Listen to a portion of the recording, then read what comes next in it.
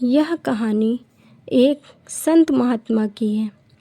कहते हैं, जब मनुष्य स्वयं पर भरोसा करता है और उस परमात्मा की शक्ति पर भरोसा नहीं करता, तब परमपिता परमात्मा भी उस व्यक्ति को उसके बल पर ही आश्रित होने के लिए छोड़ देते हैं।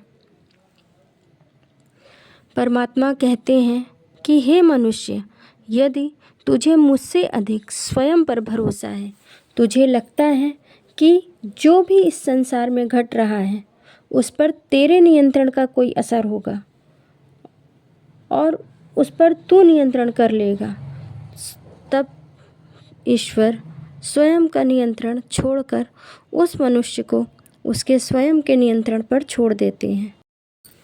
यह कथा इस बात को दर्शाती है कि जब व्यक्ति स्वयं को कर्ता समझकर स्थितियों को स्वयं बदलने की कोशिश करता है और उस सम या विषम परिस्थितियों को बदलने की कोशिश करते करते उस परमपिता परमात्मा की शक्तियों को भूल जाता है, तब परमपिता परमात्मा उस मनुष्य को उसके ही बल पर आश्रित कर कर छोड़ देते हैं और कहते हैं, जा, जब तुझे ही सब कुछ करना है तो तू ही कर।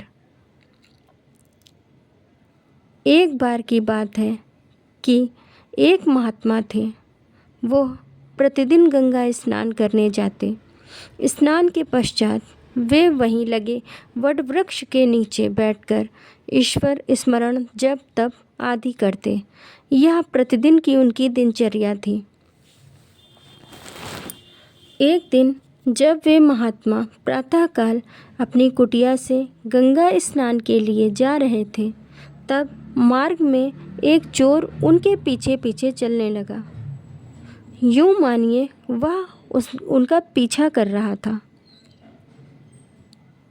महात्मा को कुछ आभास हुआ कि शायद कोई उनका पीछा कर रहा है। महात्मा ने अपने हाथ में एक कमंडल और एक झोला ले रखा था।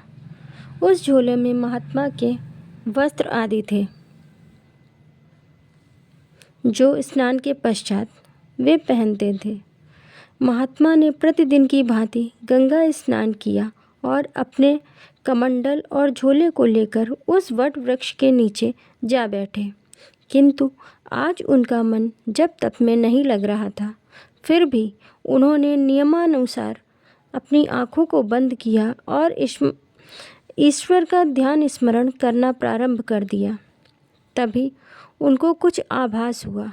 उन्हें कुछ आहट सी प्रतीत हुई और उन्हें लगा शायद कोई मेरे पीछे है।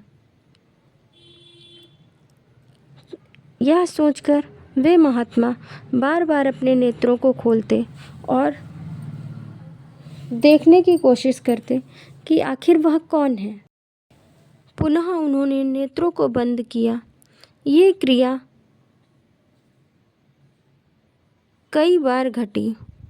यह सब कुछ स्वयं परमात्मा भी देख रहे थे। जब चोर महात्मा का झोला पकड़ने चलता तो स्वयं भगवान भी उस झोले की रक्षा के लिए अग्रसर हो जाते, किंतु जैसे ही महात्मा अपने नेत्रों को खोलते, भगवान पीछे हट जाते। ये क्रिया बार बार हो रही थी। कुछ समय पश्चात जब महात्मा का मन बिल्कुल ही नहीं लगा, तब वे अपने नेत्रों को खोलकर बैठ गए और चोर भी ढिठाई करने लगा और महात्मा के झोले को पकड़ने लगा। किंतु परमात्मा ने इस बार कोई क्रिया नहीं की।